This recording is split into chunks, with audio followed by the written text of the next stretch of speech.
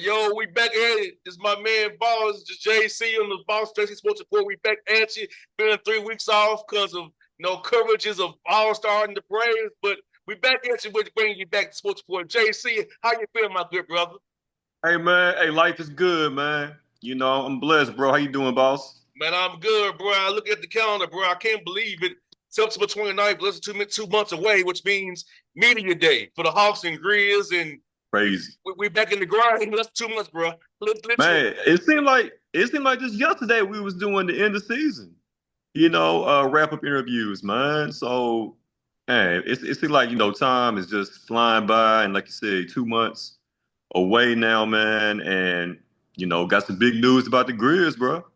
No doubt. And Jason, let me ask you about the Grizz move. So you move out Desmond Bain, bring in Jeremy Jackson Jr., KCP, he got extension. You bring back Todd Jerome in on the room exception. Santi Aldama, 3 years with 30 as a team option. So what are your thoughts on bringing back Aldama? We didn't know he was going to come back when we were left the FedEx Forum on the 24th when they got swept. We saw him about there taking pictures out there by himself with his family, but he's Yeah, back. And man, Todd Jerome's in. you just had to bring up the fact they got swept, huh? You had to throw it in there. I wasn't trying to, bro. It was just the fact of the matter. We was there. We saw it live. But what thoughts on the move the Grizz made with taking Bain out, bringing in and Todd Jerome and KCP to replace Desmond Bain pretty much. Go with Jared and John. What you got left? Yeah, it was expected, right? Like we all knew at the end of the season that something had to give, and you figured that Bain was probably the likely target, being the fact that he's a good player, right? But he's never been an all-star, and he did show some inconsistencies this year with his shot, right? So I think it could be a win-win for both sides. I really like what it's going to do for Orlando, but to speak as far as for the Grizzlies side of things, I like the moves. You got the capital with the draft picks, the assets there with the first round picks. You got a guy in KCP, a proven veteran wing defender, a guy that, I think is going to be motivated to play much better this year than he did for Orlando. You mentioned Santi Aldama coming back. I think it's key for this team just to maintain that level of solidarity and that familiarity level with this team. Like, what Santi gives you, right? He's consistent. He's a, 14, 15 point a game scorer, 6, 7 rebounds, can knock down the three ball. Like, you need guys that can hit threes in this league. So to bring him back on a decent contract, was huge, man. And, JJJ got his money as well. With Jai out there in China, about to break his neck. Almost getting hurt again. Right. Like that's the biggest fear we have right now. And then, Ty Jerome is a sneaky, nice little pickup also. And really the Grizz may have gotten him on a discount because Ty Jerome didn't play well in that playoff series, with Cleveland. So, the fact that you got him probably for a little bit cheaper than you normally would. A guy, he's kind of like, to me, you know who he is, man? And maybe this is sacrilegious to say. To me, he's kind of like the white Vinny Microwave Johnson. You remember Vinny Microwave Johnson with Detroit? I do. Just instant offense off the bench. To me, Or TJ McConnell. Yeah. Oh, yeah. Yeah, but to me, he's a better scorer than McConnell. He's more athletic, of course, than McConnell. But definitely, I get I'm not saying their games are similar, but just that instant offense. A guy when he comes in, he's gonna give you 10 points or more, automatic off the bench, man. So and it seems like he was a Grizz killer. His time in Cleveland. That guy, like, he never missed. Like, he has best games against us for whatever reason. So, I like what we're doing. Is it enough to get over in a much tougher Western Conference? Probably not. I don't think the Grizz have really improved their standings. Like, I think they're going next year will probably end up being maybe like at best, maybe a 6 seed, at worst, a play-in team there. No doubt.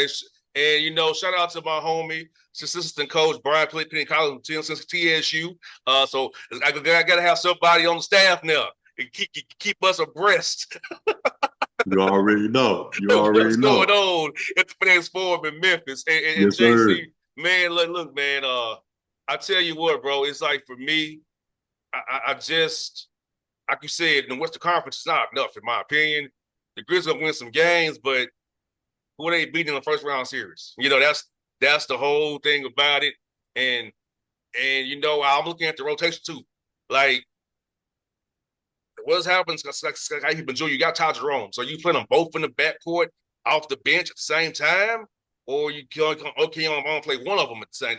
That's my question about the guard rotation now. Is like, how do you put the minutes behind John Morant, but you got Jerome and Pippen? And I don't know if because of politics, you play Jerome over Pippen and lose his development. He's shown you over the past year. So that's a question for East Low and the staff. But like, how do you split them backup minutes behind John Morant between Man, Pippen to Jr. me, I mean, and I Jerome? think I think that's why you pay Tomas Isolo. That's why you're paying them the money that you're paying them to figure those things out. But if I was Isolo, I would consider maybe playing Ja and Sky together. You know what I'm saying? Playing them together at some point and moving KCP to the three. KCP at the three, Jaren at the four, and Zach at the five. That's not a bad lineup when you think about it. No, it's not. You know what I'm saying? It's Yeah. So I just can it's see. just two Yeah. smaller guards in the backcourt at the same time. But Yeah. that happens anyway. Yeah, but that exactly. And then like depending on who you're matching up with, they may work in your favor and some nights it may not. But yeah, like I don't think it's gonna be much of an issue at all trying to figure out the rotation and figure out the minutes. You got a guy like say Mr. Ty Jerome. He's not gonna put a bunch of a fuss about starting or anything like that. He's gonna be cool with the minutes he get.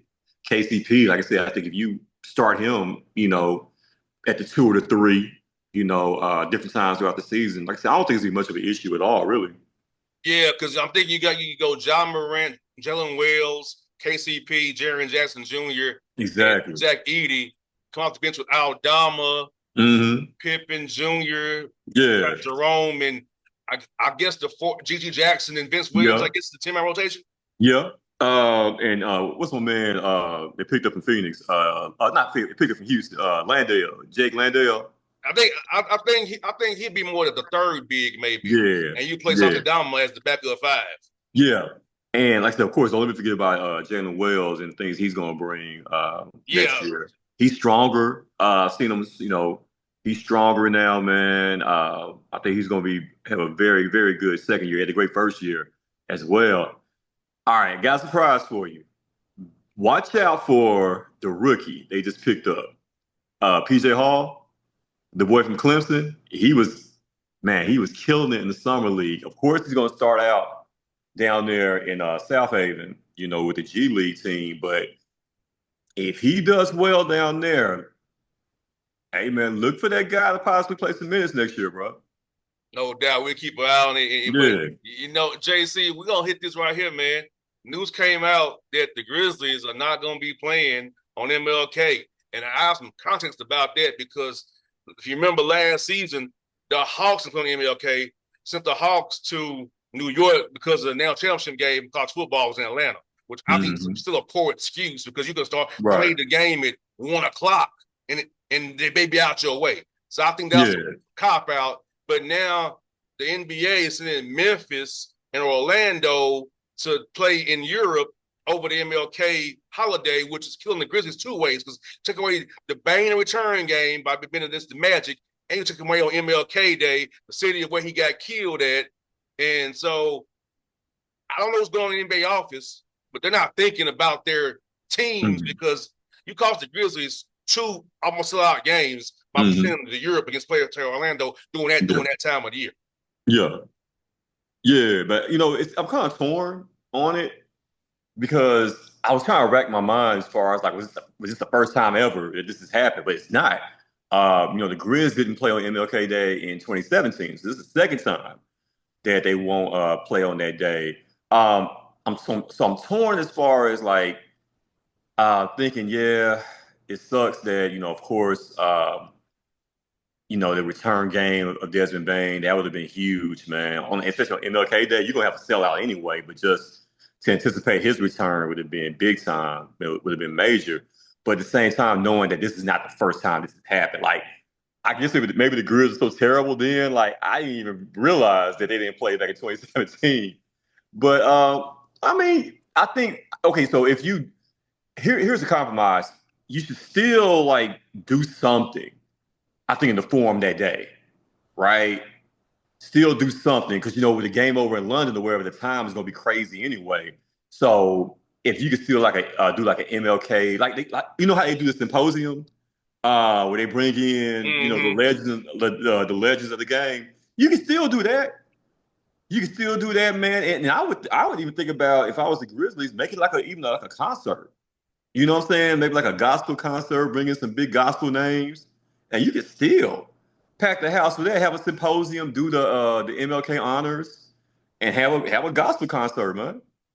Yeah, it could do that. So Yeah, we'll see if the Hawks put MLK that day this year because there's no excuse now because their championship game ain't gonna be in Atlanta next right, MLK Day. But right, I do feel like they could have played the Hawks game at noon or 1 o'clock and got out of the way for 8:30 at night. You know what I'm saying? exactly. Now But I think that was a cop out, to be honest with you.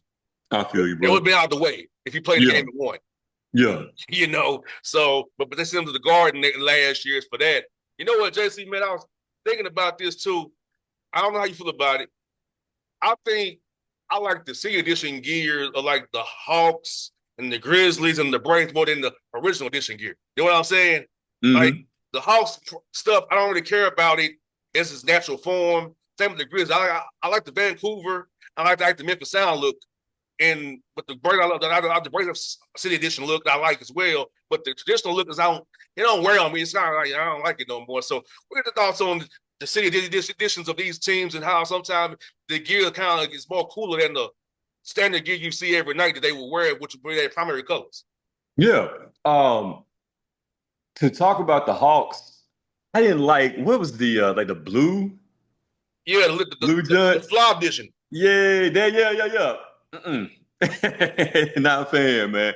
Man, I feel like the Hawks is like just go back to like the old school Dominique Wilkins. You know what I'm saying? You Hawks talking jerseys, about the, man. the, the big old hawk? Yeah, and the Hawks across the chest, man. Yeah. Yeah. You know what I'm saying? Yeah, that no, not the Dikembe Mutombo joints, but Are you talking about the John yeah, Contact, yeah, the like old them old school joints. one, Yeah, maybe like a the Pac-Man hawk look? right, maybe like an iteration of those jerseys.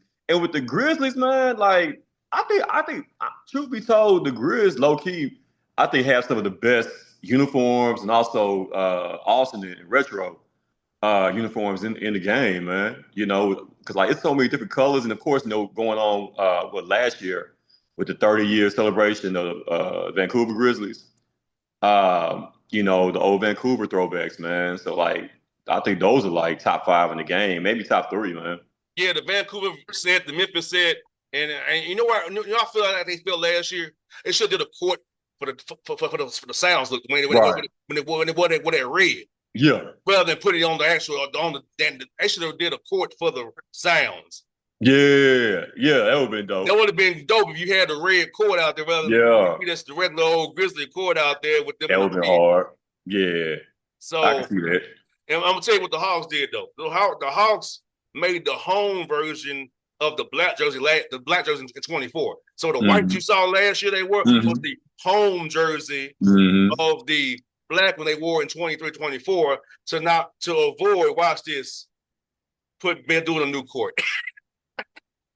Saving money, bro. Yeah, man. But I'm Saving. big. I told you, I'm big on the Hawks this year, man. I think they're gonna do well, bro. I really do. I'll believe it when I see it. I mean, like if everybody stay healthy, like they got a nice little squad. They really had one of the low key best like summer acquisitions of any team, man. Of all the players they picked up, I think the Hawks won. They won the summer, man. I just look at it like this. We got the Timberwolves eighth player, a guy y'all weren't even playing in the playoffs, and a dude that was sickly all in Boston. And I'm like, Yeah, I mean, yeah, it sounds good on paper. But in reality, what is this? The eighth dude from the team, they really wasn't that good in Minnesota. It was kind of a fluke. And then you got dude that wasn't playing for y'all at all. yeah. Then a dude that was sickly. But I think once you add those pieces, right, and you already know what you got in Elder Barge, trade the Barge. But the young fellas, Johnson and Risha, however you pronounce it. Risha say, yeah, Risha say, Yeah, yeah. Zachary Risha say, yeah. yeah. And my man Dyson. Like, y'all got some dogs, man. But the problem is in a series, they can't shoot. Yeah. When Chico the barge off the floor, how we scoring? You got the unicorn now. You got the unicorn, man. You know? I gotta see it to believe it, brother. I'm telling you, man, mark it down. The Hawks are gonna finish no worse than 5th this year in the East, man. Okay, we'll see. Mark it down. We'll see. Hopefully they don't go too far. I can be done by May. Mark it down, man. How Shaq do it? How Shaq be doing? Yeah, man. That stuff right there, man. You know who need to be finished, brother, is Shannon Sharp. You know, he dipping in the snow, had to pay that settlement. He thought ESPN would bring him back to settle the case. Nah, we good. That's Disney. And JC, I think it's what happened, bro. When Stephen A took his hands off of him and for protection, that was it. He wasn't coming back up. But I don't think Shannon Sharp saw the play. Yeah, and you know, it's unfortunate for him because I enjoy him. I think we all do enjoy him on ESPN and you know Fox, when he was on Fox Sports and everything back in the day. He's gonna be all right though. He's good, you know. But of course, you would know they had an ESPN money to add in all your other money, you know.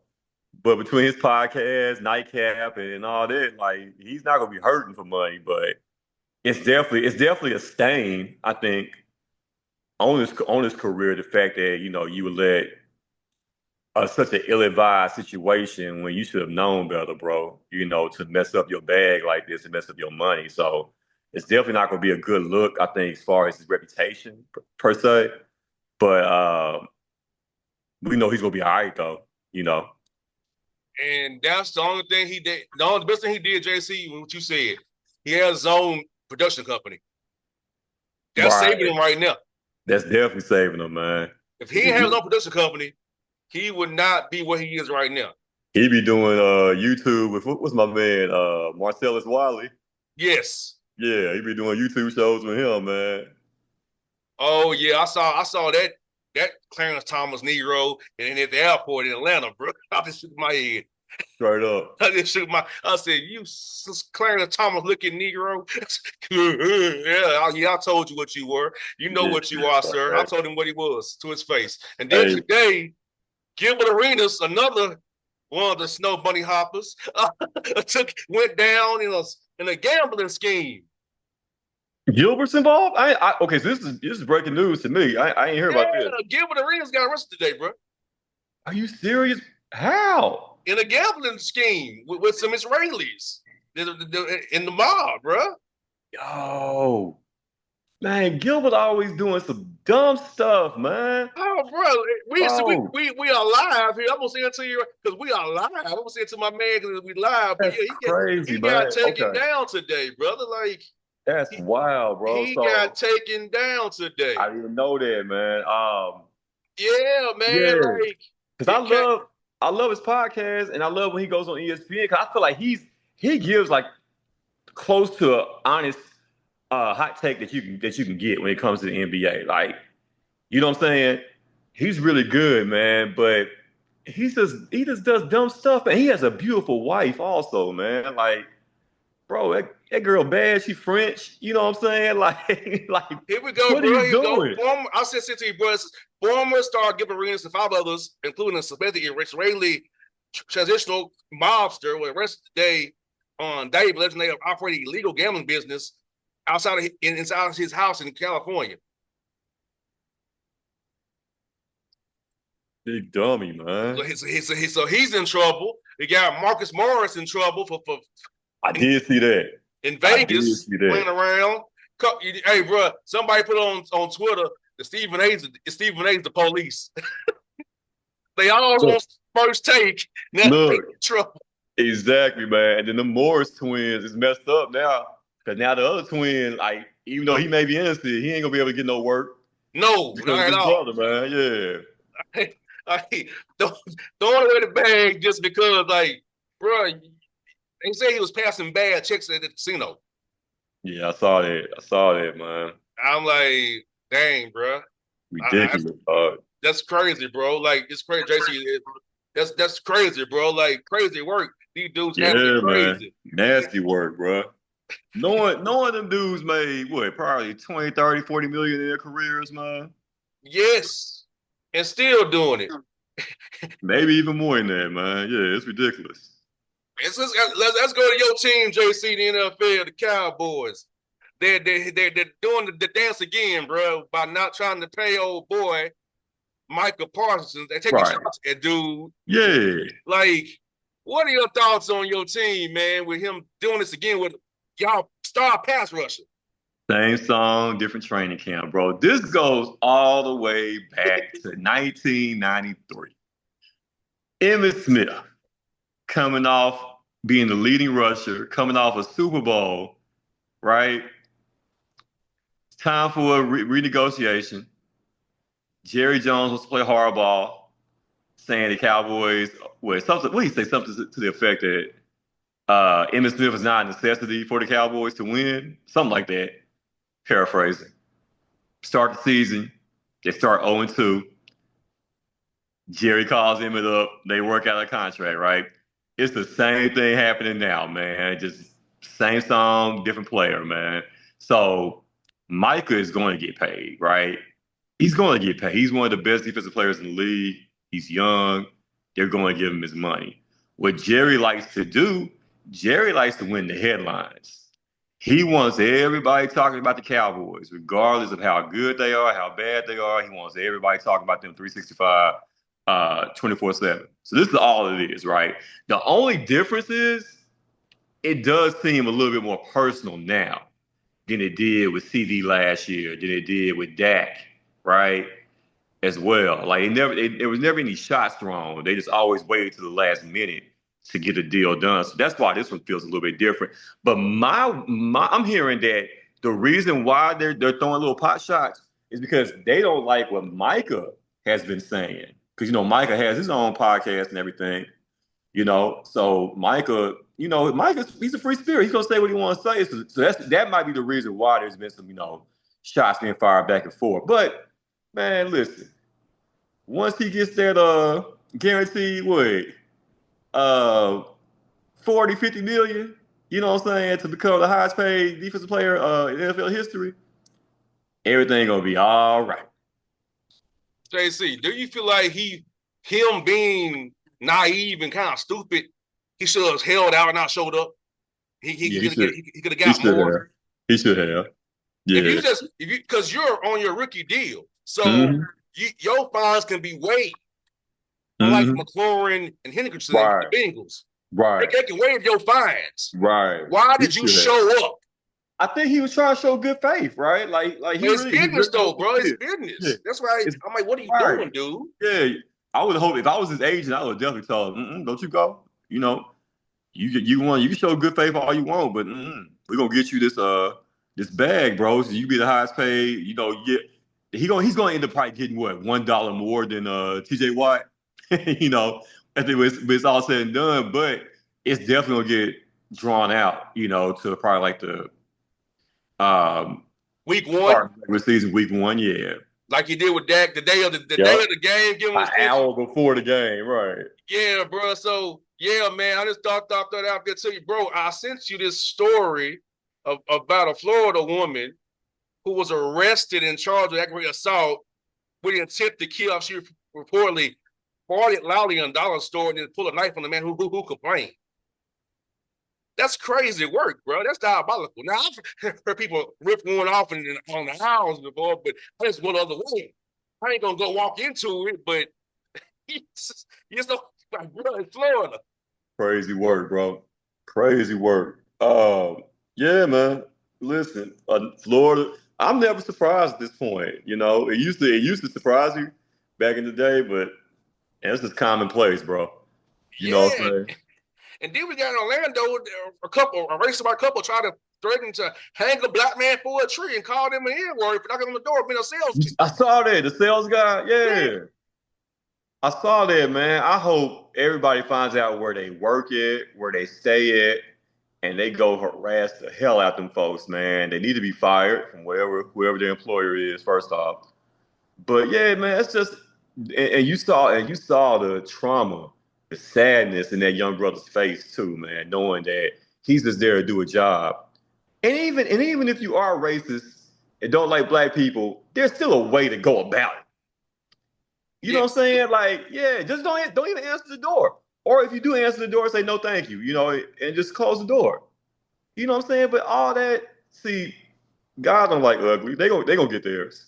And last one I got, JC, and it has happened in up in Marietta in Cobb County. A black man who was an Amazon worker they called the police on him. That's he was in the neighborhood causing a ruckus. He's just delivering packages.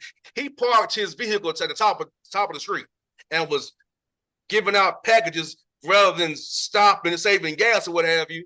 And a Kevin and a Karen couple called the Cobb County police on him and saying he was trying to accost him, but doing his job at Amazon delivery driver. So like we came and deliver packages without being accosted doing our job. I'm like, Oh, just add that why to the are you in list. why are you in our neighborhood? He should Add just it to the deliver. list, man. Driving while black, walking while black, working while black. It's sad, bro. It really is, man. Just the fear of a black planet, the fear that people have when they see us, man, and not knowing it really supposed to be the opposite way around. We're supposed to be scared of y'all Mm-hmm. when we see y'all, man. Knowing y'all history, y'all have a history of being violent, not us. Correct. In some cases, and that's part of our problem that we're too accepting and too nice to others who don't like us. That's part of our issue now. Yeah. And that's why I'm glad you brought that up, bro. 'Cause I know we didn't get a chance to talk about it, but Hulk Hogan. Yes. Um, F Hulk Hogan. Yes. I'm 10 toes down, man. Like, okay, all right, I'm even cool, boss. I'm even cool with separating Hulk Hogan from the man. What was his name? Terry something? Terry Bollea. Yeah. Let's separate the two. Yeah.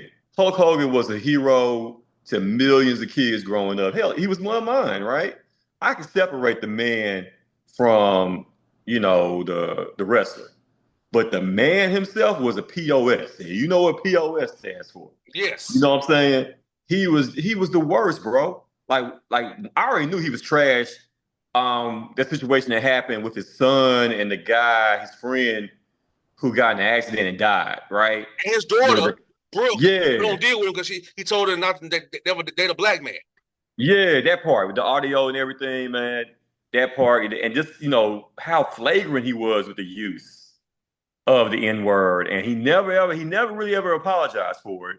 And then I think one of his last racist accomplishments was he fired a black chick who was one of his beer girls, beer models. Mm-hmm. When she found out that she was black, you know what I'm saying? So yeah, nah, screw that guy, man. Matter of fact, I lost some friends over that last week, man. Some guys I grew up with, back in the day, man. Because they were posting rest in peace, Hulk Hogan and all that. And I just politely, told them who Hulk Hogan really was, man.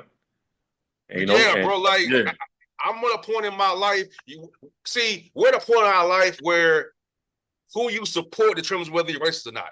Where is that exactly, point now? exactly. I'm saying if you support the current regime, Yeah, you're not my friend. you're not my friend, bro, and that's fine. Like I'd rather you let me know. You know what I'm saying? Let me know where you stand. That way Yes, I can remove myself from you, man. exactly. That's why I say it. John Gruden. He was at a practice I was at. I didn't talk to him. Said, bro, you said on your little freaking show the right guy's in office. Nah, bro. I didn't say to you, dude. You around all these young black kids you train for the draft. It's how you think about them. You see them only as an asset and a something to boost you up.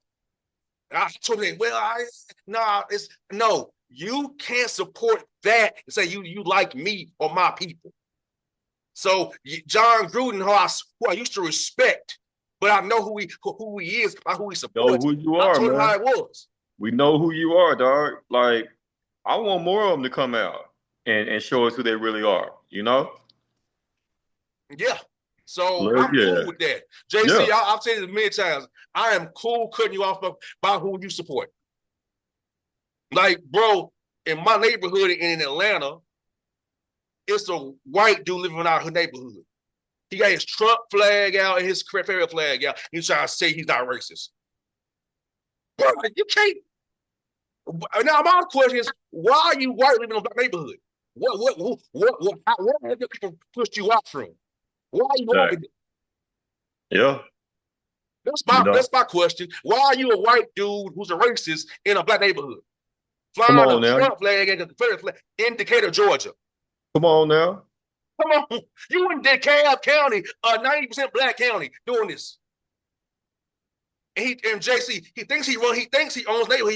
He'll walk them down the streets to stalk the neighborhood. Like, we can't. We come this property, you ready to call DeKalb County on us. Yeah. Yeah. It's like, man. Yo, you think y'all that privileged? No. We need to start pushing back on these people and rather than be scared of them. You know what I mean? Exactly. And I don't want to say what I really think about it, but we are made very meek and docile on Sundays. That's all I will say. We've been made very meek and docile at noon on Sundays.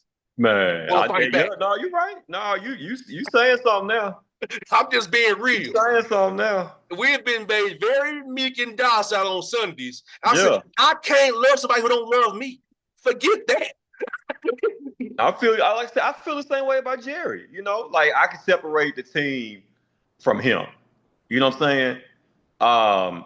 Because you're right. Like, and I understand why you don't rock with the Cowboys no more, man. Like, I get it. You know, but as far as with Jerry, we know what time he's on. You know what I'm saying? So, like whatever success comes the Cowboys' way, like in my heart of hearts, man, I don't wish no ill on nobody, but I almost wish it was a situation where Jerry was gone to the upper room and then the Cowboys have success, man. And I think the Cowboys may be Slick Curse, bro, on the low. Yeah, me too. I feel like once that cloud is lifted from them, that Jerry Jones cloud, then we'll see Byron Davis. But then I'm not even sure about that. I think Stephen Jones is a carbon copy. He's the same thing, bro. They are Trump supporting donors and everything.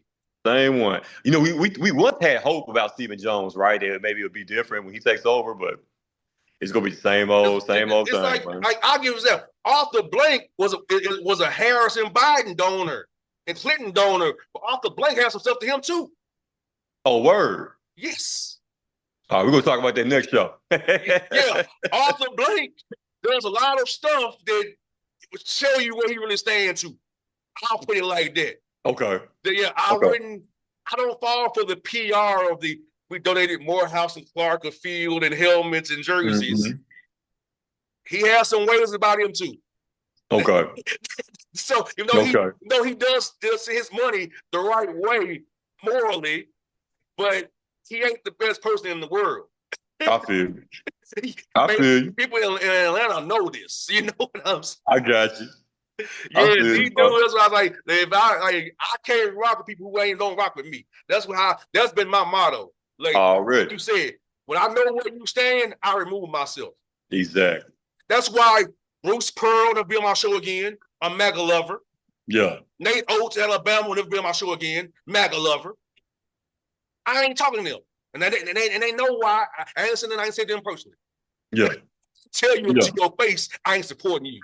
No doubt. Support. And I don't know why black parents send their kids to Auburn and Alabama, knowing that's how they coach feel about them.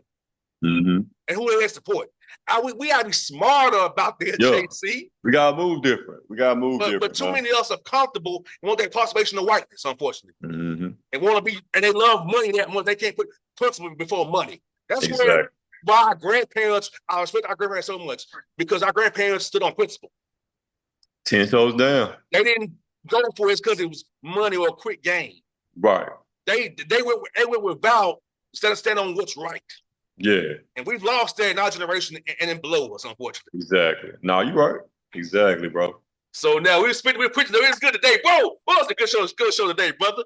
Yes, I can't come back in 3 weeks because I gotta work so much. But we know 3 weeks show pick up some good stuff, brother. Yes, sir, man. I appreciate it. This was a good one, man. No doubt. JC is my boy. JC, follow him on Twitter. Follow him on Instagram. JC926, my guy.